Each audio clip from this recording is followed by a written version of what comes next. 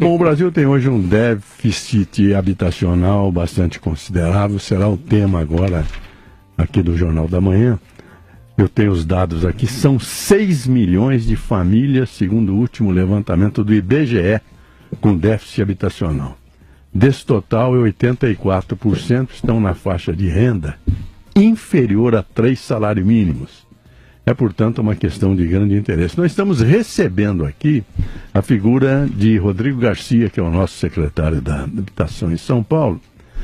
Agradecendo a sua presença. Bom dia, secretário. Bom dia, Joseval. Bom dia a todos os ouvintes. É um prazer estar aqui no Jornal da Manhã para falar um pouco do maior sonho da família brasileira, que é a sua casa própria. Sem dúvida, sem dúvida. Secretário, qual a política deve ser estabelecida para tentar reverter, ou pelo menos tentar reverter, essa situação? Olha, crescimento econômico, né? O Brasil crescendo, as pessoas tendo salários, se empoderando, naturalmente elas têm condições próprias, né? Com as próprias pernas de comprar a sua casa. Enquanto isso não acontece, o governo ainda tem um papel fundamental no subsídio dado a essas famílias carentes na aquisição do seu imóvel.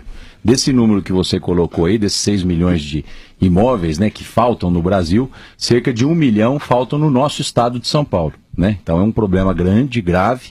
Apesar do nosso estado ser um estado desenvolvido, percentualmente isso é pouco para o estado, mas são muitas casas que devem ser construídas. E além do problema do déficit, Joseval, você tem um problema sério de inadequação, que são as ocupações, as comunidades, as favelas espalhadas pelo Brasil, né?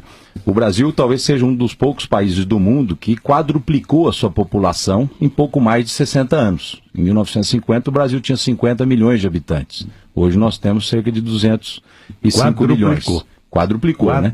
Isso justifica um pouco esse desarranjo que aconteceu nas cidades brasileiras. E aqui em São Paulo a gente vê isso de perto, né? Um crescimento exponencial da população. O crescimento econômico não acompanhou esse crescimento e as ocupações irregulares, enfim, tudo isso aconteceu. Então, o problema até de inadequação é maior do que do déficit. Aqui no nosso estado, por exemplo, nós temos 3 milhões de moradias, de casas que são inadequadas, que deveriam sofrer uma mudança significativa, uma reforma, uma urbanização, né? Então o desafio é muito grande, mas São Paulo tem enfrentado isso de frente com as limitações orçamentárias que tem, né? Nós somos o único estado no Brasil onde o governo investe 1% do que arrecada de ICMS na área da habitação.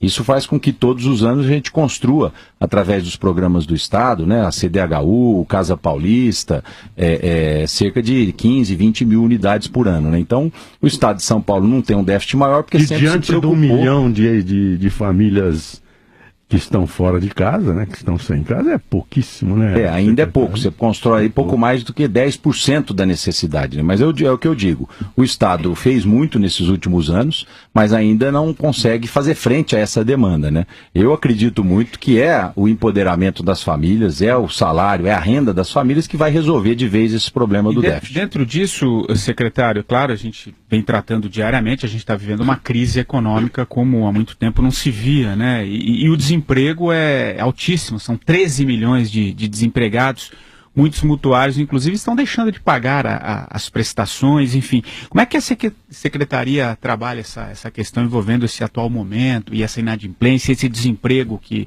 acaba atingindo diretamente esse sonho que o senhor se referiu da casa própria logo no começo aqui da nossa entrevista? Olha, Patrick, a gente procura conscientizar o nosso mutuário da CDHU sobre a importância do pagamento da sua prestação. A CDHU é a empresa pública que tem a menor inadimplência de mutuários do Brasil, né? Enquanto Coabs, enfim, programas como Minha Casa Minha Vida tem inadimplência de 30%, 40%, a CDHU mantém uma inadimplência de 13%, porque a gente trabalha muito junto aos mutuários, mostrando a importância dessa prestação. É o maior bem dessa família, né? Mas, naturalmente, com a crise, a inadimplência cresce. Mas, nos últimos anos, o governador Alckmin pediu à equipe técnica da Secretaria que criasse novos instrumentos de contratação. E nós fizemos a primeira parceria público-privada do Brasil nessa área de habitação, né? Inclusive estamos entregando os primeiros prédios dessa PPP da habitação nos próximos dias ali na Rua das Noivas, na Rua São Caetano, né? Foram 8 prédios erguidos aí em pouco mais de 10 meses, né? E a parceria público-privada, ela prevê que mesmo no momento de crise você pode contratar, porque você só paga o imóvel depois dele estar pronto e ao longo de 20 anos, né? A iniciativa privada começa colocando dinheiro, diferente de uma obra pública tradicional, onde todo mês se tem uma medição e se tem um desembolso, né?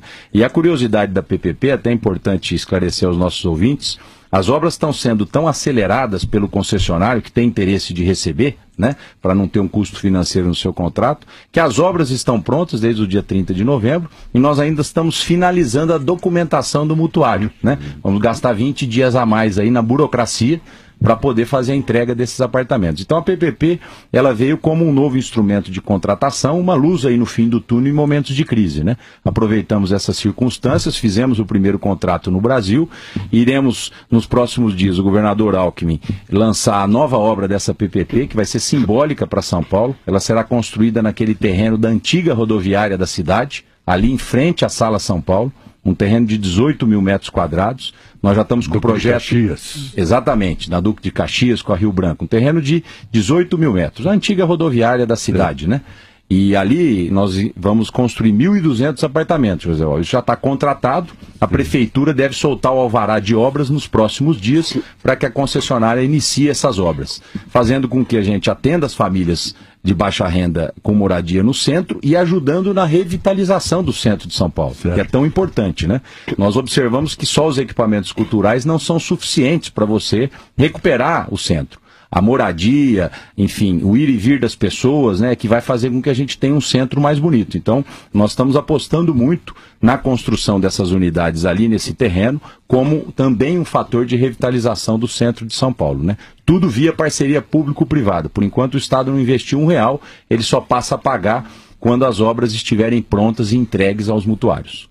O senhor foi trazido aqui pelas mãos do repórter Daniel Lian. Secretário, eu gostaria de saber, hoje o país vive uma crise aguda, a moradia é um item de primeira necessidade para as famílias, a construção leva tempo e dinheiro. Como é que a Secretaria está trabalhando esse tema, já que os estados hoje passam por um aperto fiscal, uma dificuldade financeira orçamentária também? Olha, é importante essa pergunta, Daniel, porque nós estamos assistindo a todos os dias estados brasileiros não conseguir pagar sua folha de pagamento, parcelar a folha de pagamento. Em São Paulo, apesar das dificuldades, porque aqui é o estado que primeiro sofre com a crise, por sermos um estado industrializado, nós ainda conseguimos investir, né? Um nível de investimento menor do que nos áureos tempos, mas ainda conseguimos investir, né? Então, isso fruto de um ajuste fiscal feito pelo governador Alckmin, que fez com que as despesas caíssem de acordo com a receita, diferente do governo central, né? No governo brasileiro nós vimos um aumento do déficit, né? Enquanto a receita vinha caindo, o país vinha em crise, o governo federal aumentou os seus gastos. Aqui em São Paulo, o governador Alckmin é muito cuidadoso com as contas públicas, o Estado mantém o seu superávit fiscal todos os anos, inclusive nesse ano de 2016. Isso diminuiu um pouco o recurso do investimento, mas ele continua tendo e existindo. Para você ter uma ideia, na área da habitação, nós estamos investindo cerca de 1 bilhão e 500 milhões de reais esse ano que passou de 2016, né? É um recurso significativo, fruto dessa boa gestão fiscal do Estado, né? Agora também à custa de muito sacrifício, né? O nosso funcionalismo, por exemplo, está sem aumento há algum tempo.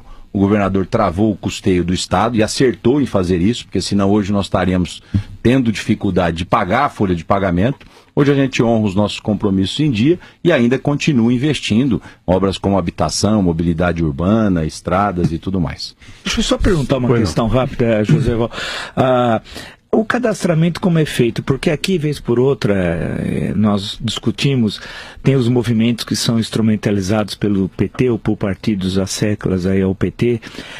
Um deles, um movimento de um rapaz que foi até homenageado pela Câmara Federal, por incrível que pareça, o Guilherme Boulos, que lidera um movimento chamado Movimento dos Trabalhadores Sem Teto. Só que ele não trabalha e tem teto. Portanto, ele está liderando o movimento errado. Mas a questão é o seguinte, o sujeito se cadastra, eu vou lá, não tenho casa, trabalho, moro, tenho enorme dificuldade e tal. Aí vem um movimento que ganha pontos pela manifestação, pela invasão, e é verdade isso, quem participa desse movimento, e passa na frente. Existe um meio de cortar caminho e você conseguir a casa que muitas vezes o seu José está esperando há 10 anos e o malandro que entra na organização criminosa do Boulos pode cortar caminho e conseguir em 1, 2 anos o que o outro que seguiu as leis não conseguiu? Olha, Vila, essa sempre foi uma discussão que eu procurei estimular, porque eu sempre pergunto, qual a diferença do José que participa de um movimento de moradia ou que invade um terreno e, consequentemente, consegue ter sua casa mais rápida, do José que está na fila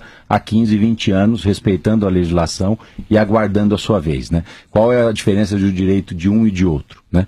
Então, os movimentos de moradia, muitos deles cumpriram um papel importante no atendimento aos seus filiados, né? Mas muitos deles exageraram nessa dose. E a gente procura, através dos atendimentos do Estado, do programa Casa Paulista, Minha Casa Minha Vida, através das parcerias público-privadas, sempre nós temos uma cota específica para os movimentos de moradia e uma grande cota para o público em geral. Agora, os movimentos de moradia no Estado, diferente do governo federal até então, Vila, eles sempre participaram de chamamentos públicos para credenciar as entidades. Diferente do programa Minha Casa Minha Vida, que se habilitava aqueles de interesse na Caixa Econômica Federal. Então, o último chamamento que nós fizemos foi em 2011, 17 movimentos participaram e passaram nas regras, e é eles que são atendidos hoje pela CDHU. Agora, eu acho que, enfim, não podemos usar movimento para furar fila, né? O movimento tem a sua legitimidade quando administrado com seriedade, né? E o Estado tem mecanismos de atendimento a esses movimentos. Mas, em regra, na CDHU e no Casa Paulista, a gente participa de sorteios. Por exemplo, para acessar essas casas da PPP, que eu acabei de dizer, nós abrimos um sorteio, um cadastramento no site da Secretaria, tem 140 mil cadastrados, e nós vamos fazer um sorteio eletrônico para esses apartamentos, né? A gente sabe que muitas vezes as pessoas se cadastram, até nem cumprem as regras, né? Tem um salário a mais, não necessariamente cumpre todas as regras, mas a gente filtra depois do sorteio. Por isso que a gente faz o sorteio dos titulares e o mesmo número de suplentes, para que na habilitação a gente cheque documentação, cheque renda. Por exemplo, a APPP do Centro, ela tem uma inovação. 80% dos apartamentos construídos são para as pessoas que vivem fora do centro e têm um emprego no centro, justamente para a gente evitar os deslocamentos na cidade, né? E às vezes as pessoas não observam esse tipo de regra, se cadastram, depois, quando são sorteadas, elas serão desabilitadas por não cumprir essas regras. Então, a gente procura, Vila, tanto quanto possível, fazer o sorteio. E tem obras destinadas específicas a remoções de grandes obras na cidade, que aí um rodoanel passa, um metrô passa, você tira a família daquele lugar, paga o auxílio aluguel e depois encaminha para um apartamento. Então, nós vamos mediando com os recursos que temos, né, o atendimento a essas camadas da população. Professor, o secretário Rodrigo Garcia, vamos falar das invasões. É assunto seu também? As invasões? Quando se trata de moradia, sim, né? Com moradia. Porque o senhor tem falado, e primeiro abriu dizendo que a população brasileira quadruplicou em 60 anos, de 50 milhões para 200 milhões. Nós em São Paulo, eu inclusive, tínhamos uma visão errada, completamente errada, do que é a favela. Eu tive a noção exata da favela com o Frei Luiz, aquele que fez a greve de fome em defesa do Rio São Francisco, que fica lá no fundão da Bahia. Ele falou, para o homem miserável do fundão do Brasil, onde só tem farinheira e água de coco, tem homem lá, me dizia o Frei Luiz, com 50 anos que nunca viu dinheiro. Para essa gente, a favela é um paraíso. Porque tem gente, tem lixo para mexer. O senhor fala aqui das suas obras, das obras do governo do Estado, que são apartamentos, seria o correto. Mas será que não seria muito mais barato fazer habitações muito mais humildes para tentar cobrir esse monstruoso déficit que o senhor citou aqui no começo da entrevista? É uma boa reflexão, Josival. Como eu falei, nós temos muitas moradias inadequadas, né? Existem determinadas ocupações feitas num passado distante, né? Que hoje é muito mais barato, muito mais prático você regularizar essa ocupação, urbanizar essa comunidade, do que fazer a remoção, né? Nós temos, porque a pessoa já fez a vida naquele lugar, né? Talvez ela foi induzida a uma evasão lá atrás, enfim, por uma série de razões, terras devolutas, ou seja, é mais barato você consolidar aquilo. Agora, isso não pode servir de estímulo para novas ocupações. Nós estamos tratando de comunidades que já estão consolidadas, né? E as ocupações novas não devem ser toleradas, porque aí vai naquilo que o Vila comentou. Eu faço a invasão e passo na frente no atendimento, né? Pelo contrário, terra invadida e entidade que invade terra tem que ir para o fim da fila, não para o primeiro da fila, né? Então eu acho que nós temos trabalhos na área de urbanização, eu vou citar 2 aqui. O bairro dos Pimentas, ali em Guarulhos, né? E o Jardim Santo André e Santo André. São as 2 grandes urbanizações que hoje nós estamos executando, além de Cubatão, ali na Serra do Mar, né? O que você percebe? Quando você define uma área de comunidade que precisa ser urbanizada, parte dessa comunidade tem que sair para abrir frente de obra, para poder fazer saneamento básico, arruamento, né? Muitas vezes essas pessoas não querem sair de lá, né? Você fala, olha, eu tenho um apartamento pronto, você pode mudar para ele, né? E eu preciso aqui desmanchar a sua casa, o seu barraco, para poder urbanizar essa comunidade. Ele fala, eu prefiro ficar onde eu estou do que ganhar um apartamento novo. Isso mostra o vínculo que a pessoa já tem com aquele local. Agora, volto a dizer, eu defendo urbanização nas comunidades que têm ocupações consolidadas por décadas, e não estimulo novas invasões. Pelo contrário, defendo que novas invasões sejam tratadas com o rigor da lei e, do ponto de vista do atendimento habitacional, conte ponto negativo para quem invadiu. Ô secretário, o envolvimento das grandes empreiteiras na Operação Lava Jato, de certa forma, tem dificultado um pouquinho a realização de alguns projetos? Essas empreiteiras fazem parte também dessas construções, enfim? Olha, em regra, Patrick, são médias e pequenas empresas que são as nossas prestadoras de serviço, né? Talvez uma ou outra tenha vínculo do ponto de vista do gerenciamento de obras com grandes empresas, mas nós não tivemos dificuldades com os nossos fornecedores, porque basicamente são empresas médias, muitas empresas familiares, o pai, o filho engenheiro, né? Porque se tratam de obras menores, né? Mas, tirando a área da habitação, nós tivemos um impacto significativo, né, no conjunto de obras do Estado por várias empresas que abandonaram seus canteiros de obras por dificuldades aí com a Operação Lava Jato. Secretário, hoje o país vive aí uma dificuldade em relação a juros altos e escassez do crédito. E o setor habitacional depende muito dessas 2 questões. Como é que dá para reverter esse quadro, já que os juros, a tendência, pelo menos agora o Banco Central sinaliza com uma reversão em relação aos juros, mas como é que dá para tratar esse quadro? Olha, Daniel, eu brinco que não há contrato atrativo para a iniciativa privada que brigue com 14% de taxa Selic, né? Muito mais barato, muito melhor negócio o empresário deixar o dinheiro aplicado no banco do que se arriscar a investir. Então essa taxa de juros precisa realmente recuar, né? Hoje você só tem 2 fontes de financiamento para a política habitacional do Brasil. O Estado de São Paulo, o governo do Estado que investe 1% do ICMS e recursos do Fundo de Garantia, né?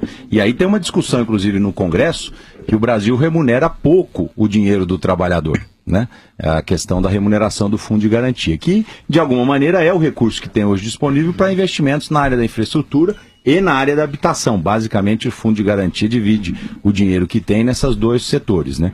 Eu acho que ao longo do tempo a parceria público-privada pode ser um caminho para que o Brasil encontre o aceleramento nas obras dessa área de habitação. E digo mais, eu, enfim, tenho pedido para a minha equipe técnica discutir, o brasileiro tem muito conceito de propriedade, né?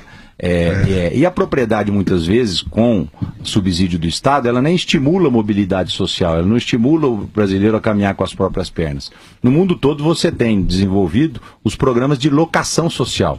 Você dá a moradia para aquela família naquele momento em que ela não tem condições de renda. Quando ela sobe de vida, ela deixa a moradia para quem precisa, né? E o esquema de locação social no Brasil ainda não funcionou, pelas dificuldades depois de você desocupar essas unidades e passar para quem precisa. Mas eu acho que vale a pena insistir nesse modelo de locação social, porque ele também é uma forma de atendimento habitacional. Nós, por exemplo, vamos começar aqui o estudo, já fizemos audiência pública, de uma PPP em cima das estações de metrô. São apartamentos que serão construídos em cima das estações de metrô.